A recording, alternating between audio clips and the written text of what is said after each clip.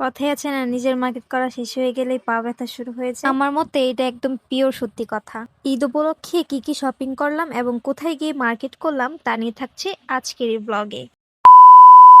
Hello everyone, আসসালামু আলাইকুম। কেমন আছেন সবাই? আশা করি সবাই অনেক ভালো আছেন। আই হোপ আমাকে অনেকেই চিনতে পারেননি। আমি হচ্ছি আপনাদের সবার পরিচিত রিনা ওয়াহিদের কাজিনের মেয়ে। আমি হচ্ছি সাদিয়া।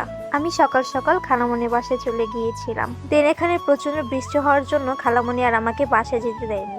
তারপর আমি আনুষের সাথে খুনসুটি করতে করতে চলে গিয়েছিলাম সাথে বৃষ্টিতে ভেজার জন্য। এসে দেখি খালামণি ইফতারের আয়োজন করতেছে। তাই সুযোগ পেয়ে খালামণির সাথে ছোট্ট একটা ক্লিপ শেয়ার করলাম।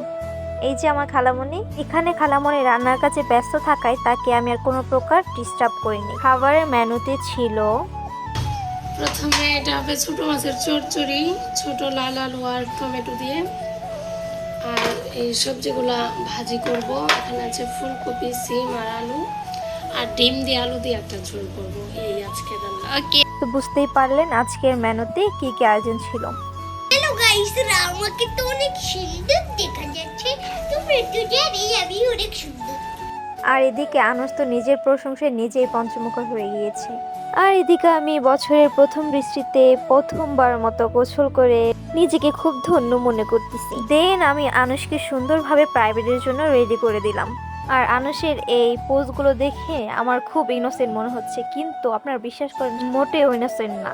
তারপর আমি ওখানে রেডি হয়ে নিচ্ছি, আনুষকে নিয়ে আমি প্রাইভেটে যাব। আমার বাসার আনুষের প্রাইভেট সেম জায়গায়, এর জন্য এভাবে আনুষকে আমি প্রাইভেটে দিয়ে বাসায় চলে যাব।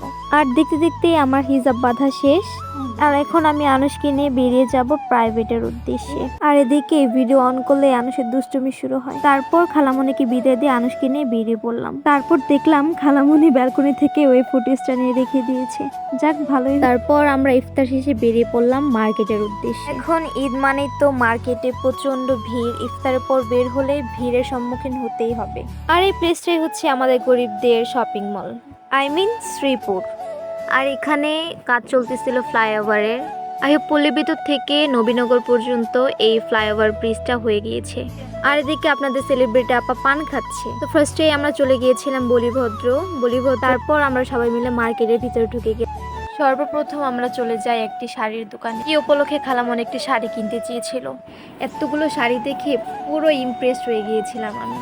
এই দোকানটা হচ্ছে বলিভদ্রর একদম ভিতরে গেলে এই দোকানটা পেয়ে যাবে। তারপর আমরা একটা রেফারেন্স পিকচার দেখাইলাম। তারপর দোকানদার এত সুন্দর একটা শাড়ি বের করে দিল, যেটা দেখে খালামণি পুরো ফিদে হয়ে গেছে। তারপর কি কোনো কথা ছাড়াই খালামণি এটা রিজনেবল প্রাইসের মধ্যে নিয়ে নিল। ওর শাড়ি কেনা শেষে আমরা গিয়েছিলাম পাঞ্জাবির দোকানে আনুষের দাদার জন্য সুন্দর একটি পাঞ্জাবি কিনতে। তারপর এখান থেকে পাঞ্জাবি পছন্দ না হয় আমরা শ্রীপুর ব্যাক করি। তো আমি আমার মার্কেটটা আপনাদের সামনে শোনাই করলাম, আমার ঈদ চলে যাবে এর জন্য। তারপর সবাই সবার কেনাকাটা করে বাসায় চলে যাচ্ছি। আর আমার ভয়েসে এই ফার্স্ট ব্লগটা কেমন লাগলো সবাই কমেন্টে জানাবেন। আল্লাহ হাফেজ।